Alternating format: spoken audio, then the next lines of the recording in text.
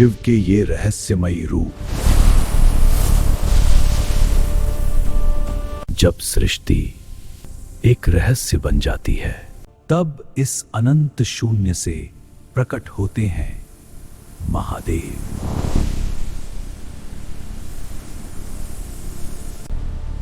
जो अपने रूप बदलकर सृष्टि को संतुलित करते हैं। तब प्रकट होते हैं महाकाल, जो अंत नहीं बल्कि अंतिम सत्य हैं। कभी अर्धनारीश्वर, जहां शिव और शक्ति एक ही अस्तित्व बन जाते हैं। तब कभी पशुपति, जहां प्रकृति स्वयं झुक जाती है। तीन रूप, तीन रहस्य, सृष्टि संतुलन और विनाश। शिव के तीन रहस्यमयी रूप, जो सृष्टि, प्रकृति और समय के परम सत्य को दर्शाते हैं। जब समय अपना स्वरूप बदलता है, तब सृष्टि भी अपनी सीमा भूल जाती है। अधर्म का आतंक अब हर दिशा में फैल चुका है। जब शक्ति सीमा तोड़ देती है, तब विनाश नहीं, एक नई ऊर्जा जन्म लेती है। तब हर आत्मा एक ही पुकार लगाती है। धरती भी भय से कांप उठती है। जब विनाश का प्रतीक जागता है, समय अपना निर्णय लेता है और तब समय भी रुक जाता है। जब खुलता है महाकाल का दिव्य नेत्र, काल के भी काल महाकाल,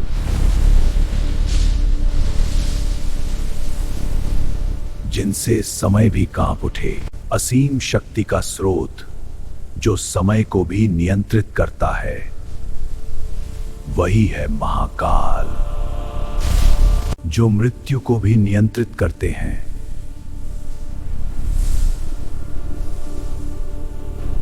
वही है महाकाल। जब स्वयं काल रणभूमि में उतरते हैं, तो अधर्म का अंत निश्चित हो जाता है।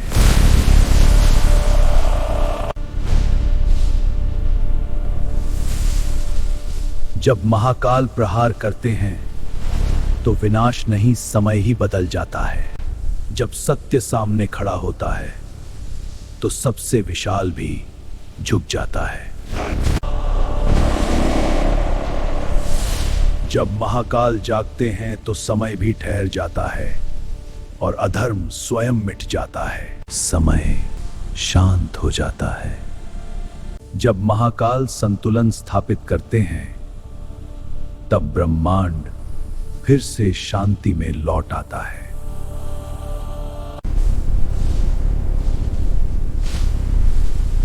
जब नियंत्रण में आती है, तभी दिव्यता बनती है।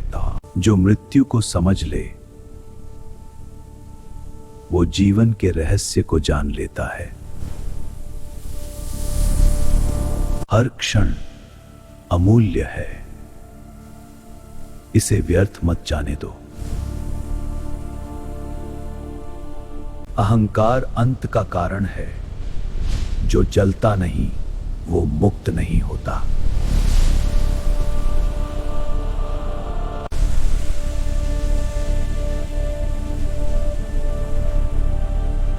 सत्य केवल एक है,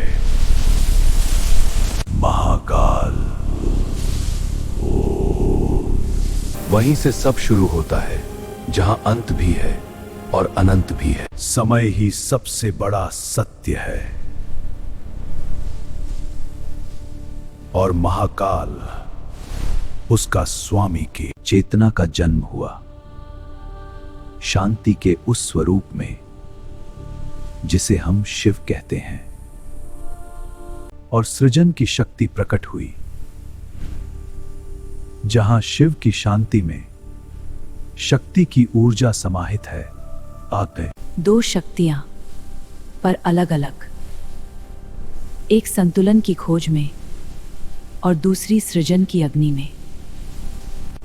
जब संतुलन की आवश्यकता हुई तब ऊर्जा स्वयं टकराई और सृष्टि ने नया रूप लिया।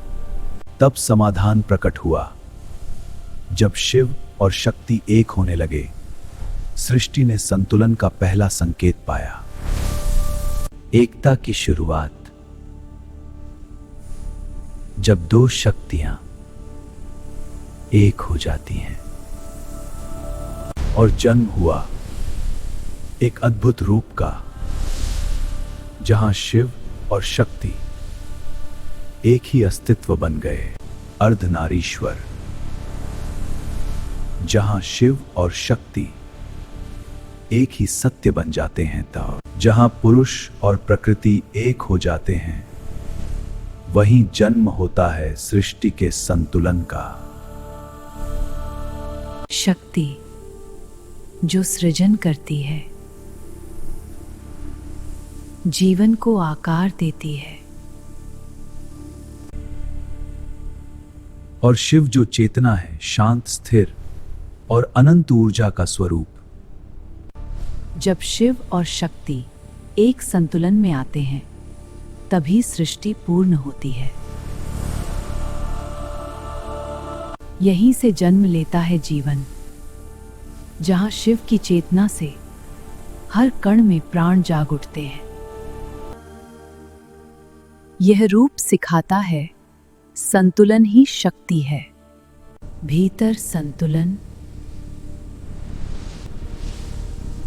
बाहर शांति। यही है पहला रहस्य। संतुलन ही सृष्टि का सत्य है। यह संतुलन सिर्फ देवताओं में नहीं, हमारे भीतर भी मौजूद है। ऊर्जा के दो प्रवाह, एक शीतल, एक उष्ण, इड़ा और पिंगला, जो हमारे भीतर संतुलन का संगीत रचते हैं। और जब सुषुम्ना जागती है तो सीमाएं टूट जाती हैं और मनुष्य शिव बन जाता है। जब भीतर की शक्ति जागती है तो चेतना दिव्यता बन जाती है। जब अहंकार जलता है, तभी सच्चा संतुलन जन्म लेता है। और शांति प्रकट होती है जब ऊर्जा संतुलन में बदल जाती है। जब आप अपने भीतर संतुलन स्थापित करते हैं, तब आप केवल स्वयं नहीं रहते, आप पूरे ब्रह्मांड से जुड़ जाते हैं। आप सीमाओं से परे चले जाते हैं, जहां शरीर नहीं, केवल चेतना होती है। यही है आत्मज्ञान। जब आप स्वयं को छोड़कर प्रकाश बन जाते हैं।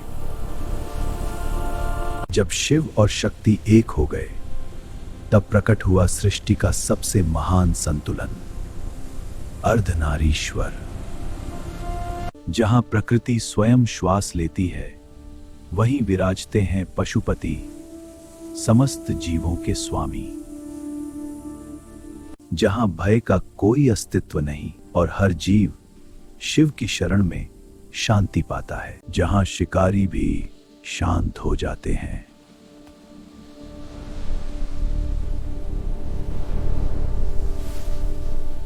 वहां एक ऐसी अद्भुत शक्ति विद्यमान है जो सृष्टि के हर जीव में प्राण भरती है।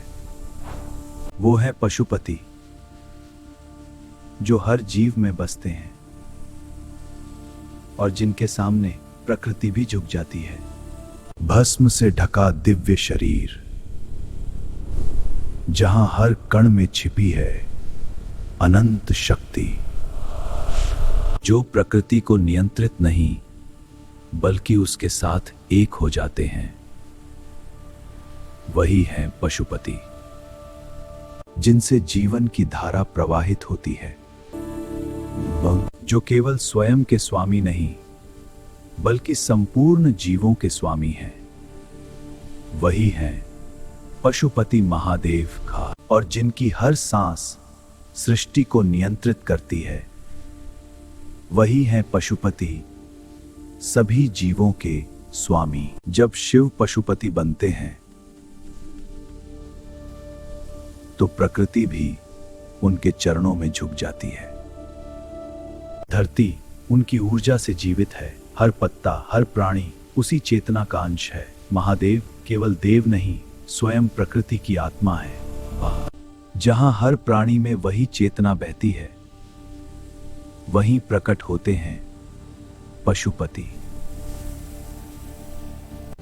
और जहां अहंकार है, वहां संतुलन लाने के लिए प्रकट होते हैं पशुपति, जो हर जीव के स्वामी हैं।